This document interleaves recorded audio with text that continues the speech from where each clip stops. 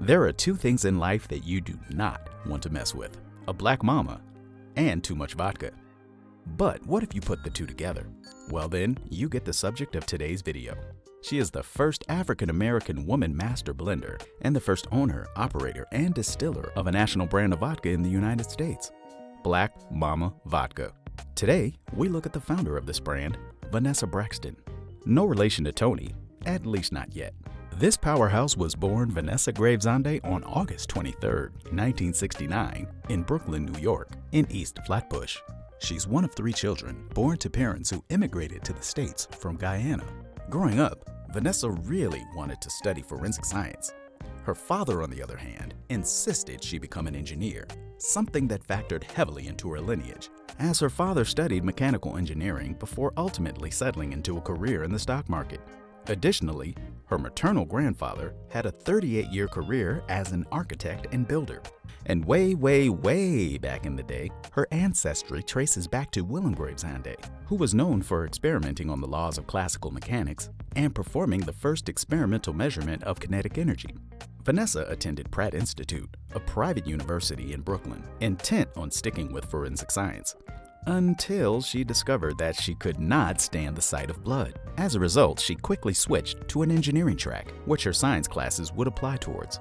During her time at Pratt, Vanessa was 2 things: ready to drink, she was in college, and very broke. And as broke-ass birds of a feather do indeed flock together, Vanessa and 29 of her poorest, equally thirsty schoolmates pooled all their money and raised a grand total of $1.34.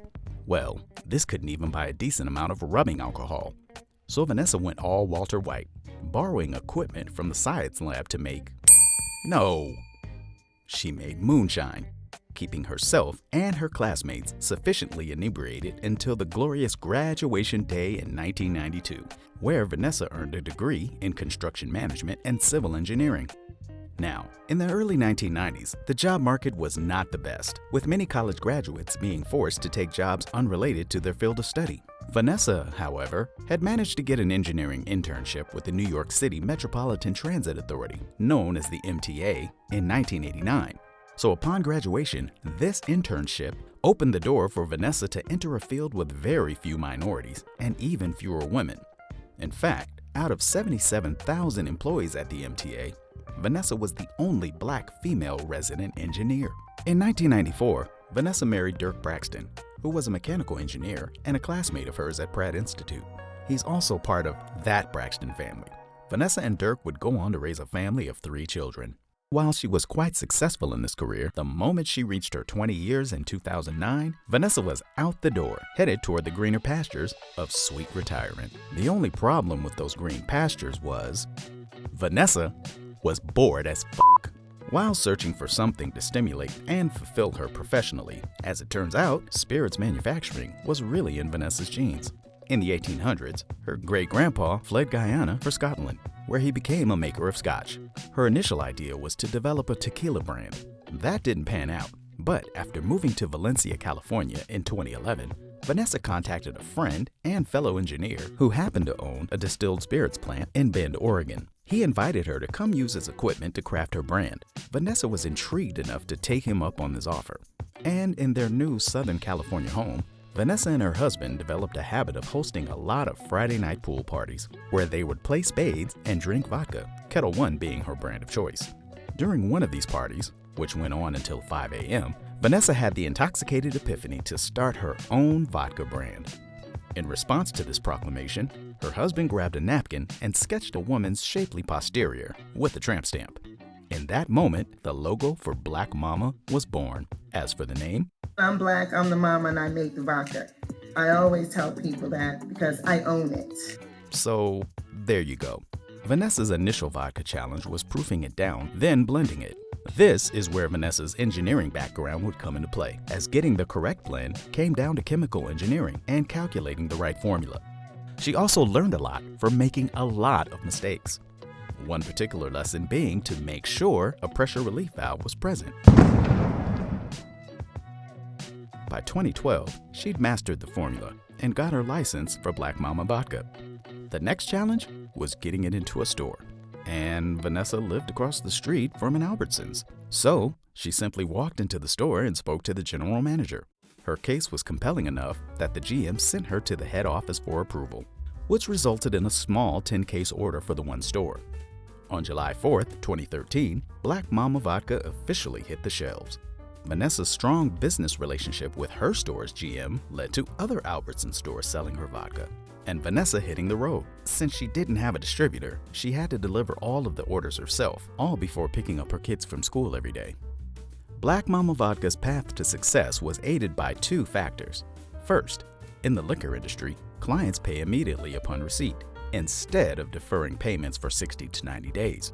For a new business, this was a huge distinction. Second, as Vanessa and her vodka began to branch out beyond California into the control states, or states where liquor distribution is controlled by the state government, Vanessa was able to use her experience working with the government in her previous career and knowing how to negotiate with them to benefit her new venture.